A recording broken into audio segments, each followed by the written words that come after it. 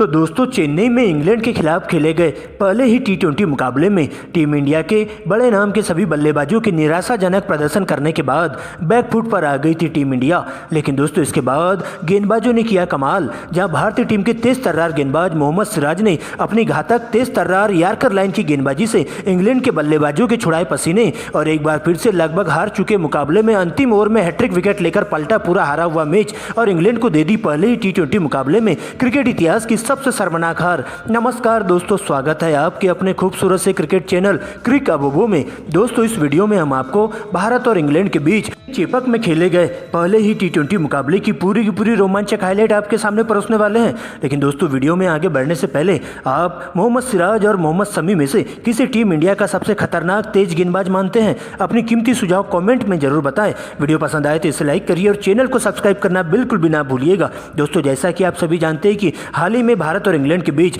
Test श्रृंखला का the end हो चुका है। लेकिन दोस्तों इसके बाद 3 टी20 मुकाबलों की रोमांचक सीरीज का आगाज हो चुका है, जहां दोस्तों पहला टी20 मुकाबला एक बार फिर से चेन्नई में खेला गया, जहां इंग्लैंड के कप्तान बटलर ने इस मुकाबले में टॉस जीतकर पहले बल्लेबाजी करने का फैसला किया था और टीम इंडिया को गेंदबाजी करने के लिए आमंत्रित किया था। दोस्तों इसके बाद इंग्लैंड के लिए पारी का आगाज करने के लिए इंग्लैंड के 2 धुरंधर ओपनर बल्लेबाज डेविड मलान और जॉनी बेस्टो की एंट्री होती है, जिनके कंधों पर टीम को एक ठोस शुरुआत देने की जिम्मेदारी सौंपी जाती है। वही दोस्तों टीम इंडिया के लिए पहले ओवर की गेंदबाजी करने के लिए टीम इंडिया के विकेट टेकर तेज गेंदबाज मोहम्मद सिराज आते हैं। लेकिन दोस्तों पहले ही ओवर में बेस्टो अपना आक्रामक रवैया अपनाते हुए मोहम्मद सिराज के एक ही ओवर में एक छक्का और एक चौका लगाते हुए 10 रन बटोर लेते हैं और मोहम्मद सिराज की पूरी तरह से लाइन लेंथ खराब करने का काम करते हैं। लेकिन दोस्तों इसके बाद दूसरे ओवर में डेविड मलान के सामने गेंदबाजी करने आते हैं टीम इंडिया के दूसरे बाएं हाथ के तेज गेंदबाज अर्शदीप सिंह, जहाँ पर दोस्तों ओवर की चौथी गेंद पर डेविड मलान बैकवर्ड पॉइंट के ऊपर से एक गगनचुंबी छक्का लगा देते हैं, जबकि दोस्तों अंतिम गेंद पर एक पुल शॉट लगाते हुए एक और छक्का लगाते हुए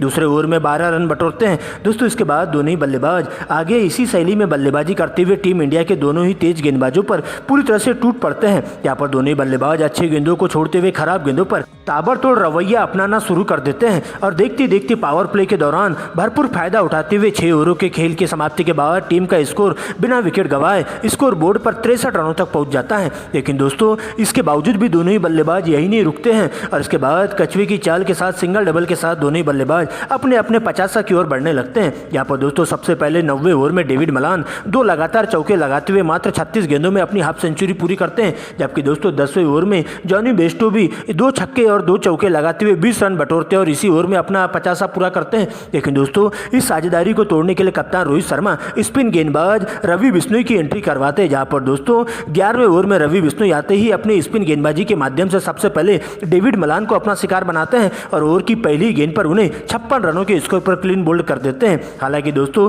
इसी ओवर की अंतिम गेंद पर जॉनी बेस्टो भी क्लीन बोल्ड हो जाते हैं और उनके द्वारा 50 रनों का योगदान दिया जाता है और इस प्रकार से रवि बिश्नोई एक ही ओवर में इंग्लैंड के दोनों ही ओपनर बल्लेबाजों को चलता कर बैठते हैं। हालांकि दोस्तों इसके बाद जो रूट का साथ देने के लिए इंग्लैंड के धुआंधार बल्लेबाज बेन स्टोक्स की एंट्री होती है। लेकिन दोस्तों इसके बाद बेन स्टोक्स पहली ही गेंद पर एक चौका लगा देते हैं। लेकिन दोस्तों इसके बाद अर्शदीप सिंह के द्वारा शानदार कमबैक देखने को मिलता है और बेन स्टोक्स को अपना शिकार बनाया जाता है। यहाँ पर बेन स्टोक्स मात्र 4 ही रनों का योगदान दे पाते हैं। हालांकि दोस्तों इसके बाद जो रूट का साथ देने के लिए इंग्लैंड के सबसे खूंखार बल्लेबाज लिविंगस्टन की एंट्री होती है, जहां पर दोनों ही बल्लेबाज अक्षर पटेल के एक ही ओवर में 2 छक्के और 2 चौके लगाते हुए 20 रन बटोरते हैं और इस प्रकार से दोस्तों देखते देखते दोनों ही बल्लेबाज बॉल देखो और बॉल पेलो वाले नियम के तहत बल्लेबाजी करते हुए 15 ओवर में टीम के स्कोर को 3 विकेट के नुकसान पर स्कोर बोर्ड पर 145 रनों तक पहुंचा देते हैं। हालांकि इसके बाद जो रूट सबसे पहले अपना आक्रामक रवैया अपनाते हैं और देखते देखते मात्र 36 गेंदों में अपनी हाफ सेंचुरी पूरी कर लेते हैं। वही दूसरे छोर से लिविंगस्टन चौके छक्के लगाना शुरू कर देते हैं। यहाँ पर टीम इंडिया के तेज गेंदबाजों के साथ साथ स्पिन गेंदबाज पूरी तरह से विकेट के लिए तरसते हुए दिखाई देते हैं और दोनों बल्लेबाजों के बीच में एक 68 की साझेदारी भी पूरी हो जाती है। यहाँ पर दोस्तों 17वें ओवर में एक बार फिर से अक्षर पटेल को टारगेट किया जाता है और लिविंगस्टन इसी ओवर में लगातार 3 गगनचुंबी छक्के जड़ देते हैं। लेकिन 19वें ओवर में एक बार फिर से रवि बिश्नोई अपनी फिरकी के माया जाल में फंसाते हुए जो रूट को अपना शिकार बनाते हैं और उन्हें 57 के स्कोर पर क्लीन बोल्ड कर देते हैं। इस प्रकार से इंग्लैंड की टीम को लगने वाला चौथा बड़ा झटका होता है। हालांकि दोस्तों इसके बाद मोहम्मद सिराज की आंधी देखने को मिलती है, जहां पर दोस्तों 20वें ओवर की शुरुआत की 3 गेंदों में मोहम्मद सिराज इंग्लैंड के 3 गेंदबाजों का चालान काटते हुए दिखाई देते हैं। जहां पर दोस्तों कप्तान बटलर को मात्र 4 रन तो वही दोस्तों अली और क्रिस वोक्स को बिना खाता खोले ही डगआउट की ओर भिजवा देते हैं। और इस प्रकार से दोस्तों एक बड़े लक्ष्य की ओर बढ़ रही इंग्लैंड की टीम पूरी तरह से बैकफुट पर आ जाती है और इंग्लैंड की टीम पूरे 20 ओवरों में 7 विकेट गंवाकर स्कोर बोर्ड पर 204 रन ही बना पाती है और टीम इंडिया को इस मुकाबले में जीत हासिल करने के लिए 205 रनों का विशाल टारगेट दे दिया जाता है। हालांकि दोस्तों इसके बाद टीम इंडिया के लिए पारी का आगाज करने के लिए टीम इंडिया के 2 धुरंधर ओपनर बल्लेबाज कप्तान रोहित शर्मा और यशस्वी जायसवाल की एंट्री होती है, जिनके कंधों पर टीम इंडिया को एक ठोस शुरुआत देने की जिम्मेदारी सौंपी जाती है। वही दोस्तों इंग्लैंड के लिए पहले ओवर की गेंदबाजी करने इंग्लैंड के तेज तर्रार गेंदबाज क्रिस वोक्स आते हैं, जहां दोस्तों पहले ही ओवर में उनका सामना होता है टीम इंडिया के विस्फोटक कप्तान हिटमैन रोहित शर्मा से। और रोहित शर्मा ओवर की दूसरी गेंद पर लॉन्ग ऑफ के ऊपर से एक जोरदार गगनचुंबी छक्का लगा देते, जबकि दोस्तों 5वीं गेंद पर एक बार फिर से रोहित शर्मा कवर के ऊपर से एक छक्का लगाते, जबकि अंतिम गेंद पर एक और चौका उनके बल्ले से देखने को मिलता है। और इस प्रकार से रोहित शर्मा पहले ओवर में अपना आक्रामक रवैया अपनाते हैं, जबकि दूसरे ओवर में डेविड विली को यशस्वी जायसवाल के द्वारा टारगेट किया जाता है और अंतिम 3 गेंदों पर यशस्वी जायसवाल बैक टू बैक 3 लगातार चौके जड़ देते हैं। और इस प्रकार से दोनों ही बल्लेबाज अपना आक्रामक रवैया अपनाते हुए इंग्लैंड के तेज गेंदबाजों के धागे खोलना शुरू कर देते हैं, जहां पर इंग्लैंड के गेंदबाजों पर पूरी तरह से हावी होते हुए उनके ऊपर दबाव बनाने का काम किया जाता है और पावर प्ले का भरपूर फायदा उठाते हुए दोनों ही बल्लेबाज बिना विकेट गंवाए स्कोर बोर्ड पर 70 रन बना लेते हैं। हालांकि दोस्तों इसके बावजूद भी दोनों ही बल्लेबाज यही नहीं रुकते हैं, लेकिन इसके बाद 7वें ओवर की पहली गेंद पर रोहित शर्मा एक चौका लगाते हैं, लेकिन लिविंगस्टन अपनी फिरकी के माया जाल में फंसाते हुए यशस्वी जायसवाल को अपना शिकार बनाते हैं। जहां पर दोस्तों ओवर की चौथी गेंद पर यशस्वी जायसवाल के रूप में टीम इंडिया को लगने वाला पहला बड़ा झटका होता है, जहां यशस्वी जायसवाल के बल्ले से 40 रनों का विशेष योगदान दिया जाता है। हालांकि दोस्तों दूसरे छोर से अब विराट कोहली की एंट्री होती है, लेकिन रोहित शर्मा इसी ओवर की अंतिम गेंद पर बड़ा शॉट खेलने के चक्कर में सीमा रेखा के पास कैच आउट हो जाते हैं और इस प्रकार से लिविंगस्टन एक ही ओवर में टीम इंडिया के दोनों ही ओपनर बल्लेबाजों को आउट करते हुए टीम इंडिया को बैकफुट पर ढकेल देते हैं। लेकिन दोस्तों अब विराट कोहली का साथ देने के लिए मिस्टर 360 डिग्री के नाम से मशहूर सूर्या भाऊ की एंट्री होती है, जहां पर विराट कोहली आते ही दूसरी गेंद पर एक चौका जड़ देते हैं। लेकिन दोस्तों टोपली के द्वारा विराट कोहली के लिए बेहतरीन तरीके से जाल बिछाया जाता है और ओवर की अंतिम गेंद पर विराट कोहली को सीमा रेखा के पास 8 रनों के स्कोर पर कैच आउट करवाकर टीम इंडिया को लगने वाला तीसरा बड़ा झटका होता है। लेकिन दोस्तों सूर्य कुमार यादव तो अपने ही रंग में दिखाई देते हैं और अब सूर्य कुमार यादव आते ही चौके छक्कों की बारिश करना शुरू कर देते हैं,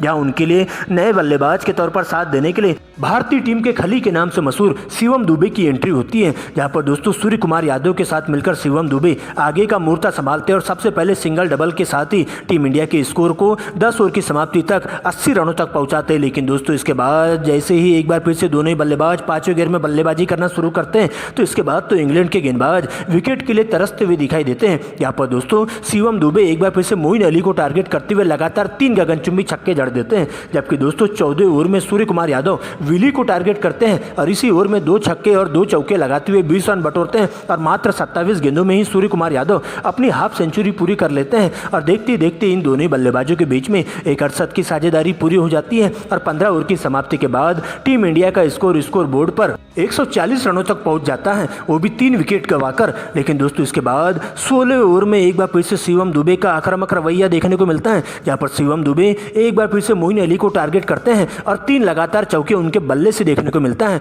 और इन चौकों की मदद से शिवम दुबे मात्र 26 गेंदों में ही अपनी हाफ सेंचुरी पूरी कर लेते हैं। लेकिन दोस्तों अगले ही ओवर में लिविंगस्टन टीम इंडिया को चौथा बड़ा झटका देने के लिए मौजूद हो जाते हैं, जहां पर दोस्तों शिवम दुबे 2 लगातार गेंदों में एक छक्का और एक चौका लगाते हुए 10 रन बटोरते हैं। लेकिन अंतिम गेंद पर बड़ा शॉट खेलने के चक्कर में सीमा रेखा के पास 60 के स्कोर पर कैच आउट हो जाते हैं, जिसके बाद आगे का मोर्चा संभालने के लिए IPL स्टार रिंकू सिंह की एंट्री होती है और इसके बाद दोस्तों सूर्य कुमार यादव के साथ मिलकर दोनों बल्लेबाज बॉल देखो और बॉल पेलो वाले नियम के तहत बल्लेबाजी करते हुए देखे जाते हैं। यहाँ पर दोस्तों अंतिम के 3 ओवरों में टीम इंडिया को इस मुकाबले में जीत हासिल करने के लिए पूरे 45 रनों की दरकार होती है। लेकिन दोस्तों इसके बाद 18वें ओवर में रिंकू सिंह एक छक्का और एक चौका लगाते हुए 10 रन बटोरते हैं, जबकि दोस्तों 19वें ओवर में सूर्य कुमार यादव भी 3 लगातार चौके जड़ देते हैं। हालांकि दोस्तों इसके बाद अंतिम ओवर का खेल शुरू होता है, जहां पर दोस्तों अंतिम की 6 गेंदों में टीम इंडिया को इस मुकाबले में जीत हासिल करने के लिए पूरे 20 रनों की दरकार होती है। लेकिन दोस्तों एक बार फिर से यॉर्कर लाइन की गेंदबाजी फेंकते हुए रिंकू सिंह को बिल्कुल भी हाथ खोलने का मौका नहीं देते क्रिस वोक्स,